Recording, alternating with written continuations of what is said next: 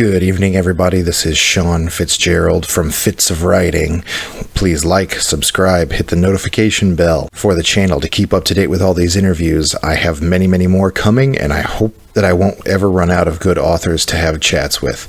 Tonight we're going to be interviewing Angela Grimes. She has just released her first novel, The Wyldling Snare. Let's check it out. I am here with author Angela Grimes. She wants to talk to us about her book, The Wyldling Snare. How's everything going for you tonight, Angela? Oh, it's going very nicely, thank you. How are you doing, Sean? Oh, no complaints. Well, Angela, tell us a little bit about yourself. How's everything been for you as an author so far? You just released your book recently, correct? Yes, I did. Here it is. That is a nice looking cover.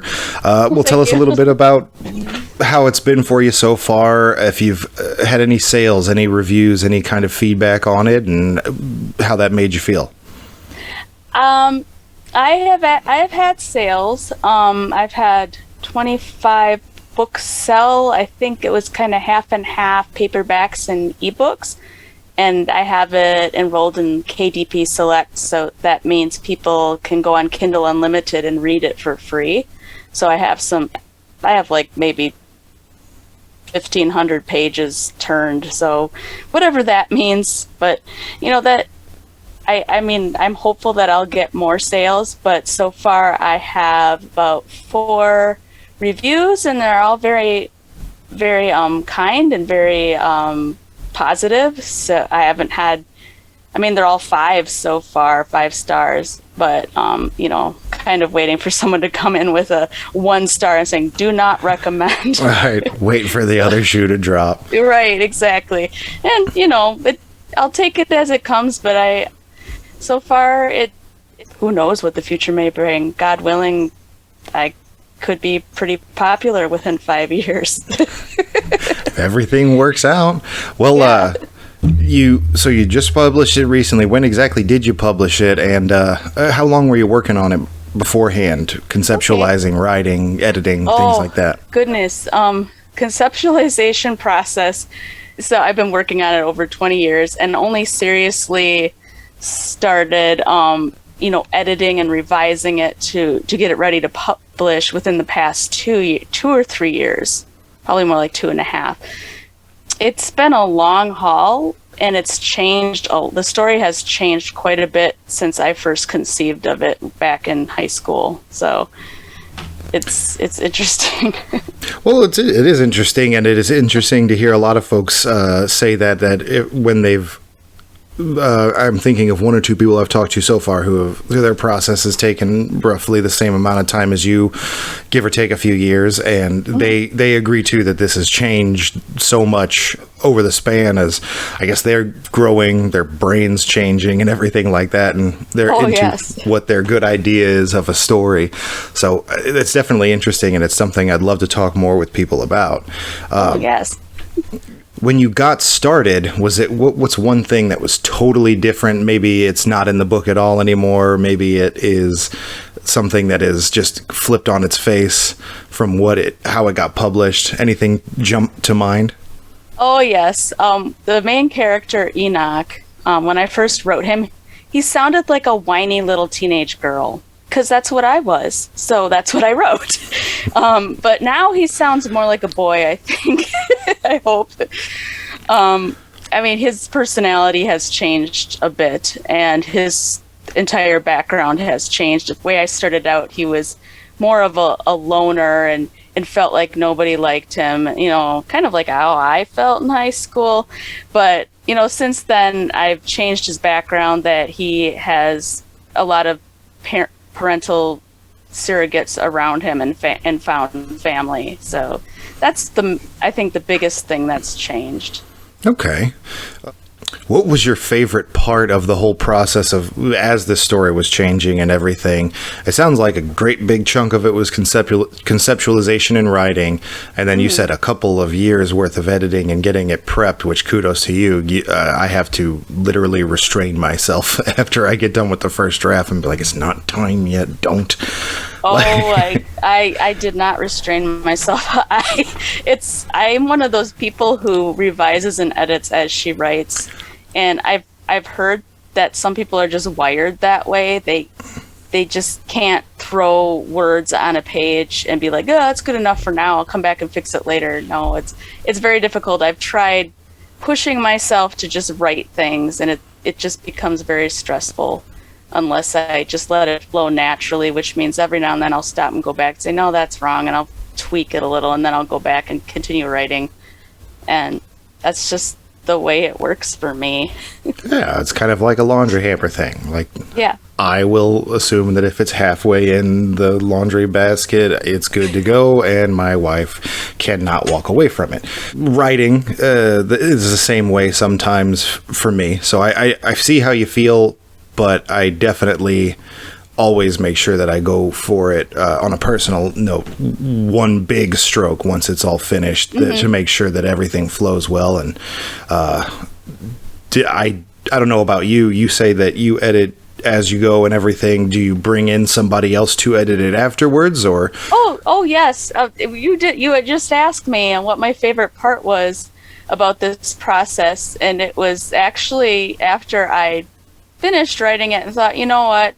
Let's see what other people have to say about it. And so the critiquing process, it's kind of scary, but it's also exciting to just take your work and throw it at somebody, and maybe they give you some of theirs, and you go back and forth and critique each other's work, and having people point out things that they liked and things that they thought should be changed or reworked or just thrown out altogether, and maybe something I could add. It's interesting to hear what other people have to say, and it's always nice if they like it and they say, oh, this is really cool. I think that's probably my favorite part of the whole process, is sharing it and getting feedback. I can understand where that's coming from, absolutely. And it is an awesome feeling to hear back that everything was awesome and they couldn't think of anything that they want to change. So what would you say is, give us like a few bullet points of the Wildling Snare. Is there a message that the book is about? And let me know, or let everybody know, are you planning on having additional entries, or is this a one-off? I'll answer the last question first. This is the first in a series. And some of the overarching themes in the book and in the series at large are found family. It's a coming-of-age novel. It's about the point of view characters finding their way to the people they are, the adults they're growing to be. And it's also a faith journey for many, well, all of them really, but some of them more so than others. This is a Christian novel. It's not, I tried to make it so it wasn't preachy, but there are some Bible verses that come up in it, and characters do discuss their faith. I tried to make it flow naturally and organically, like part of conversation. So hopefully so far nobody said anything about it being too heavy on the Christian stuff, so. Well, I should hope that they're not going to yell at you as long as it doesn't feel forced. No. I couldn't say anything about that. As long as it was written well, it wouldn't bother me. So Yeah. I will. You say that it's sort of a coming of age. So kind of curious about Enoch. How old is he when the series starts, and how old do you envision him being at the end of it? The entire Wildling series takes place over basically 3 months. So they start out just about 16, so they're 16 when it finishes. It's a couple of months. Fast learners. Okay. Yeah, so okay. So sophomore year in high school. There are definitely events that come to the top of my mind that could make somebody learn and grow up very quickly right around that point in time. And strangely enough, driving is not part of it. No, it is not. So many dumb things that I did back in the day. Well, let's. That reminds me. I'm going to shift gears a little bit. What would you say has been the proudest moment for you as an author so far? When my proofs came in the mail, the printing proofs from Amazon, I pulled them out and like, it's a real book. Are we talking about the version that has a little gray stripe along the side of it? I couldn't stand that. And then when I got the real books too, I'm like, oh, look at my books. And I took a video of me opening it up and put it on TikTok and stuff like that. And so far, I think that video has the most views out of any of my videos.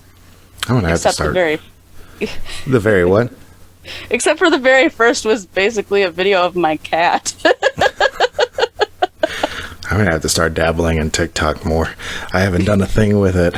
I only got like 160 views or something, and most people have like thousands of views.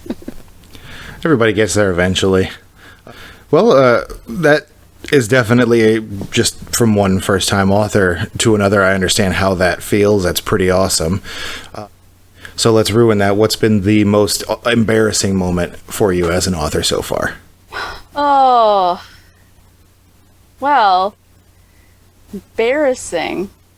I can't really think of anything off the top of my head, except maybe going and posting something on social media and nobody even responds.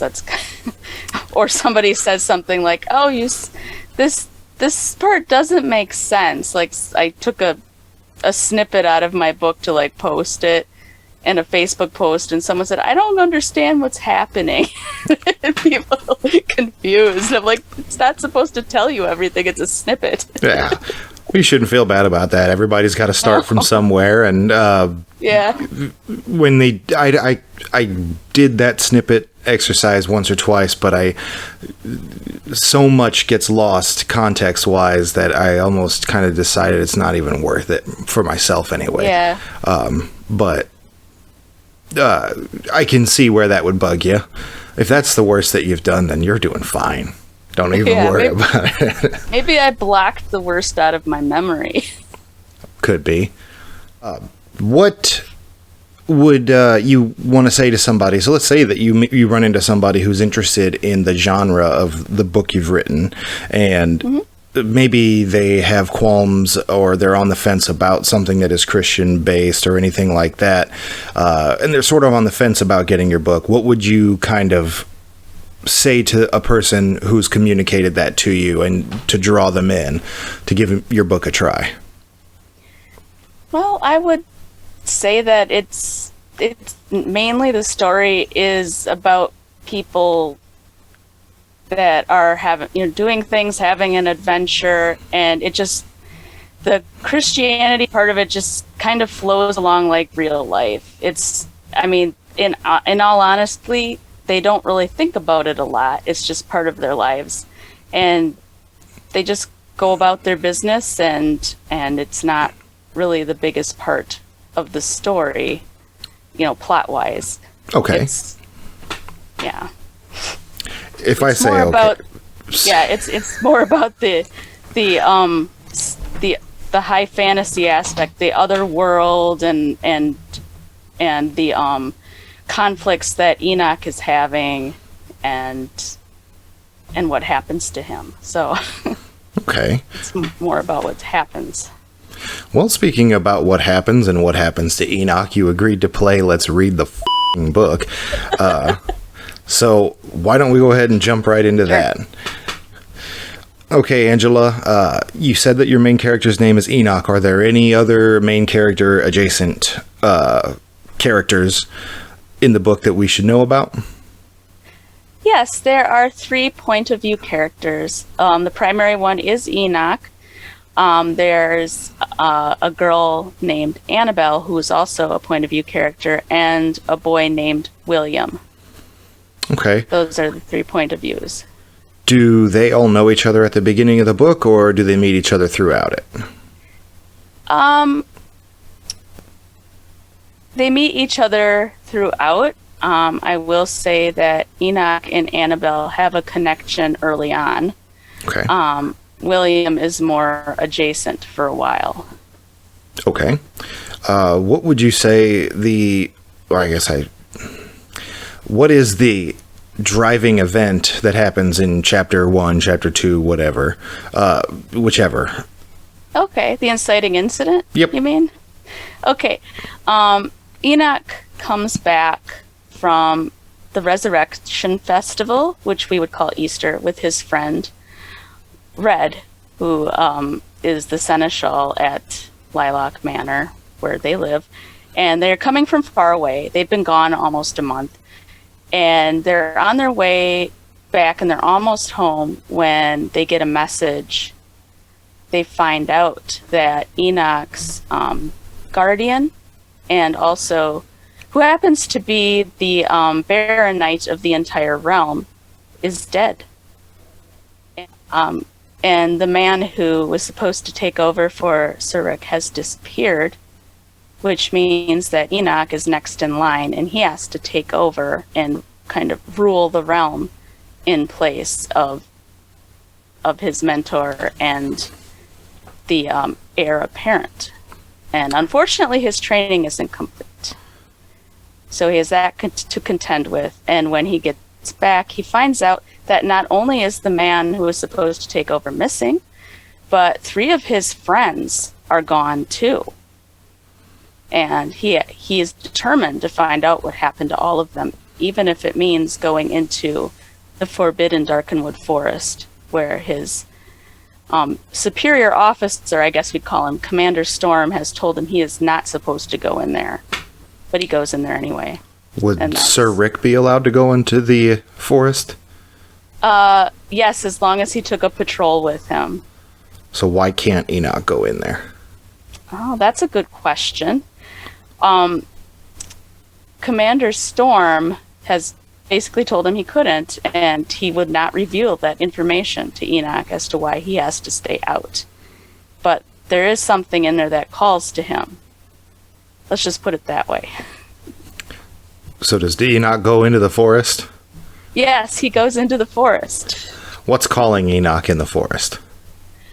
As it turns out, this is a portal fantasy.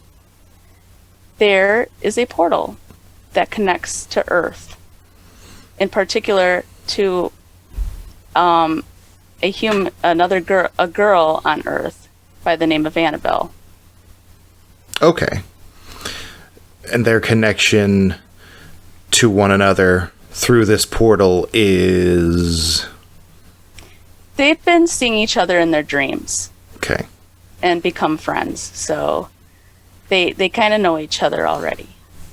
Okay. Is the portal the only thing that he finds in the woods?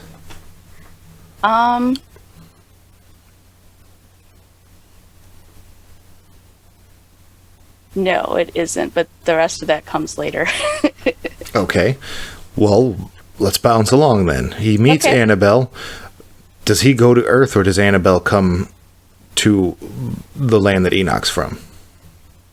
He goes over to her first. Okay. Over to Earth. How's that go for him? Well, there's the normal, like, oh my gosh, what's all this technology stuff going on? Because on Earth, takes place during the middle of the 1990s. Golden Age. A wonderful time. Yes. Okay. So, and then, yeah, that's... What drives them back through?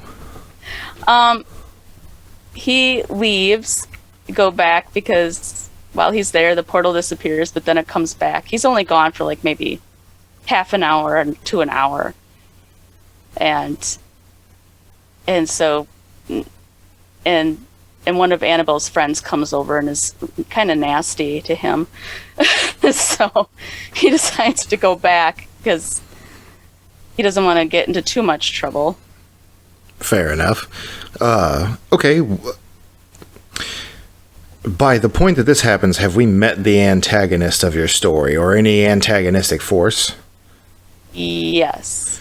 Has it made itself known to Enoch? Not the main one, not directly. Okay. What would you say is the next great threat that he faces when he returns from Earth? Well, since Sarik is dead and Enoch is too young to take over, Commander Storm is coming back from where he was to supervise him. And Enoch is not looking forward to that at all. Okay. Would you say that Commander Storm, does he have an ulterior motive with all of this to keeping Enoch from taking the reins?